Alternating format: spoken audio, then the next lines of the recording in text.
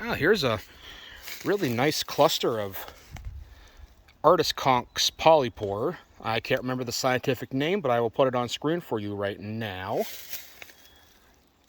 I haven't seen these for quite a while. These used to be really common. My dad actually used to paint on them.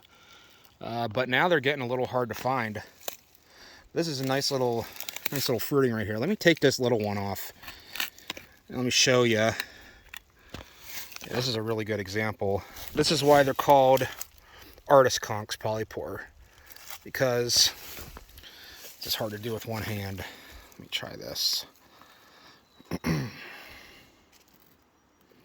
You can actually use the pore surface on the underside to scratch pictures and words and whatever you want into it. There, that's my beautiful art exhibit type deal thingy that I carved into this polypore. It's a very dense mushroom. You can't eat these. I mean, I don't think they're toxic, but it's got the consistency of literal wood. That's why they're called woody mushrooms. But like I said, these used to be really common around where I live, but it's been quite a while since I found them. And it's good to see that they're starting to kind of make a little bit of a comeback, because I've been spotting these more and more lately. And I figured, since this is such a nice cluster of them, I'd show you guys what they look like. So just in case you're wondering, if you want to do a little nature art, then these are the guys that you want. Preferably, you see how this is really nice and bright white here? See how easy that like turns color?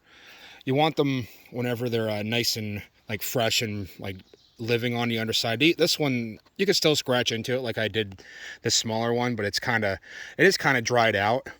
But as you can see, you can still make patterns in it and stuff.